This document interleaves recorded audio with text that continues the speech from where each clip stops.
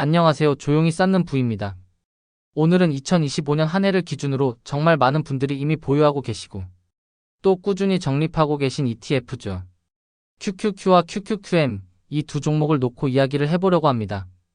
이 영상 끝까지 보시면 왜 2025년 나스닥백의 성과가 이렇게 나왔는지, 그 성과가 개별 종목에서 어떻게 만들어져서 ETF 수익률로 연결됐는지, 그리고 이런 구조를 알고 나서 우리가 앞으로 어떤 태도로 투자 루틴을 가져가면 마음이 편해지는지까지 하나의 기준을 가져가실 수 있을 거라고 생각합니다.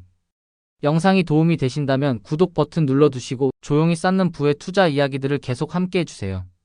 이제 시작하겠습니다. 2025년은 투자자 입장에서 참 묘한 해였습니다. 한쪽에서는 이미 많이 올랐다는 말이 계속 나왔고 다른 한쪽에서는 아직 끝이 아니라는 이야기도 동시에 들려왔습니다. 특히 기술주, 그 중에서도 나스닥백을 중심으로 한 대형 성장주들은 연중 내내 시장의 중심에 있었습니다.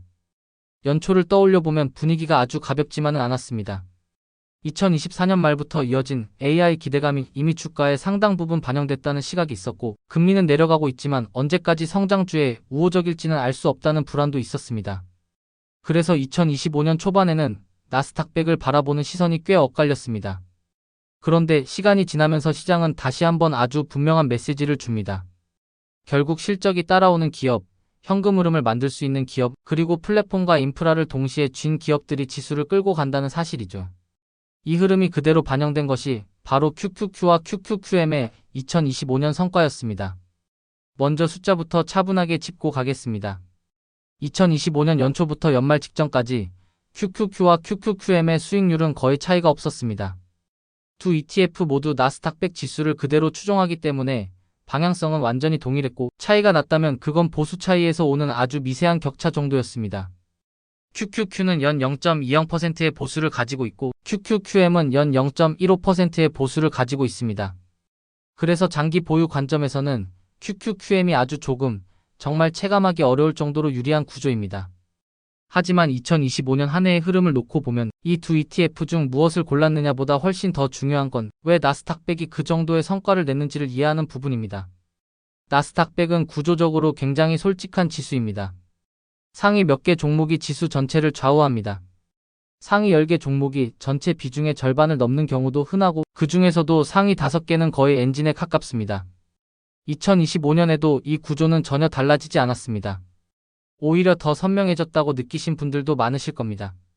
2025년 나스닥백, 그리고 QQQ와 QQQM의 성과를 만들어낸 핵심 종목들을 하나씩 떠올려보면 가장 먼저 떠오르는 이름이 엔비디아입니다. 엔비디아는 이미 2024년에 엄청난 상승을 보여줬지만 2025년에도 실적은 여전히 시장의 기대를 충족시키거나 그 이상을 보여줬습니다. AI 인프라, 데이터 센터, 고성능 연산에 대한 수요는 꺾이지 않았고 그 수요는 결국 숫자로 증명됐습니다. 엔비디아는 나스닥백에서 비중이 매우 높은 종목입니다.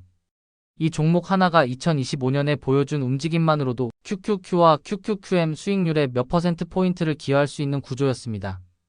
여기에 브로드컴이 더해집니다. 2025년은 브로드컴을 다시 보게 만든 해였습니다. 단순한 반도체 기업이 아니라 AI 인프라, 네트워크, 서버, 그리고 기업용 소프트웨어까지 아우르는 구조가 시장에서 다시 평가받는 과정이었습니다. 브로드컴은 연중 굉장히 강한 상승을 보여주었고 비중 역시 작지 않기 때문에 ETF 수익률에 미친 영향도 상당했습니다. 이런 종목들은 하루 이틀의 이슈로 움직이는 게 아니라 분기 실적과 연간 가이던스를 통해 천천히 그러나 확실하게 지수를 밀어 올립니다. 마이크로소프트도 빼놓을 수 없습니다. AI 이야기에서 마이크로소프트를 빼면 이야기가 되지 않습니다. 오픈 AI와의 관계, 클라우드, 엔터프라이즈 소프트웨어, 이 모든 요소가 결합된 상태에서 2025년 마이크로소프트는 안정성과 성장성을 동시에 보여줬습니다. 마이크로소프트는 엔비디아처럼 폭발적인 상승을 보여주는 종목은 아니었을지 모르지만 지수를 지탱해주는 역할에서는 누구보다 중요한 존재였습니다. 이런 종목이 흔들리지 않고 버텨주면 나스닥백은 생각보다 쉽게 무너지지 않습니다. 애플 역시 마찬가지입니다. 2025년 애플을 두고는 다양한 평가가 나왔습니다. 혁신이 예전 같지 않다는 이야기, 성장률이 둔화되고 있다는 이야기들도 많았습니다. 그럼에도 불구하고 애플은 여전히 막대한 현금 흐름을 만들어내고 있고 나스닥백 내에서 차지하는 비중 역시 매우 큽니다. 애플이 크게 무너지지 않는 한 지수 전체가 급락하기는 쉽지 않은 구조라는 걸 2025년에도 다시 한번 확인하게 됩니다. 아마존과 알파벳도 중요한 역할을 했습니다. 아마존은 클라우드와 리테일이 동시에 돌아가는 구조 속에서 수익성 개선에 대한 기대를 꾸준히 보여줬고, 알파벳은 검색과 광고 그리고 AI 모델 경쟁 속에서도 여전히 플랫폼의 힘을 증명했습니다. 이렇게 보면 2025년 QQQ와 QQQM의 성과는 어떤 한두 개의 테마로 설명할 수 있는 결과가 아니라 나스닥백이라는 구조 자체가 가진 특성이 그대로 드러난 결과라고 볼 수 있습니다. 그렇다면 여기서 한번 이 성과를 바라보는 우리의 태도에 대해 이야기해 볼 필요가 있습니다. 많은 분들이 이런 성과를 보고 나면 이제 너무 옳은 거 아니냐는 생각이 먼저 듭니다. 그 생각 자체가 틀렸다고 말할 수는 없습니다. 실제로 밸류에이션 부담이 커진 구간도 있었고 연중 변동성이 커졌던 시점도 여러 번 있었습니다.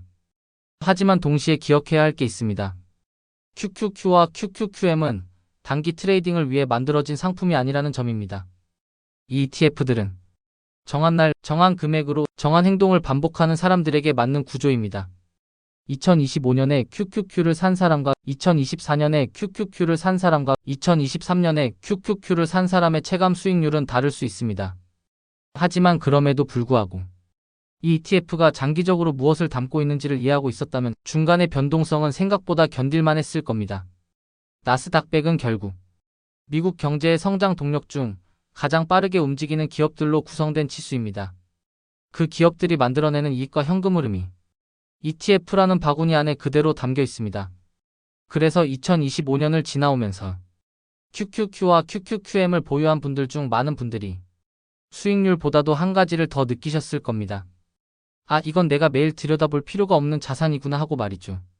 이제 실행에 대한 이야기를 해보겠습니다. 이 영상을 보고 나서 QQQ와 QQQM 중 무엇을 사야 할지를 고민하실 수도 있습니다. 정말 단순하게 말씀드리면 장기 적립식이라면 QQQM, 거래 빈도가 높거나 옵션 시장을 활용한다면 QQQ, 이 정도 기준이면 충분합니다. 그보다 더 중요한 건 언제 살지, 얼마를 살지, 그리고 어떤 상황에서도 계속 살지를 미리 정해두는 겁니다. 정한 날에, 정한 금액으로, 정한 행동을 반복하는 구조를 만들어두지 않으면 2025년 같은 해를 지나고 나서도 우리는 또 다음 변동성 앞에서 흔들리게 됩니다. QQQ와 QQQM은 시장이 좋을 때는 정말 좋아 보이고 시장이 흔들릴 때는 정말 무서워 보입니다. 그 감정을 그대로 따라가면 ETF의 장점은 거의 누리지 못하게 됩니다.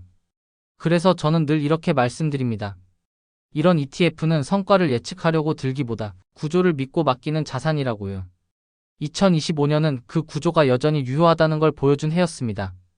상위 기업들의 실적이 지수를 끌고 가고 그 지수가 ETF 수익률로 연결되는 과정이 생각보다 투명하게 드러난 한 해였습니다. 이제 2026년을 앞두고 우리가 할 일은 많지 않습니다. 새로운 종목을 찾느라 마음을 복잡하게 만들기보다 이미 잘 작동하고 있는 구조를 조금 더 단단하게 다지는 게 훨씬 중요합니다.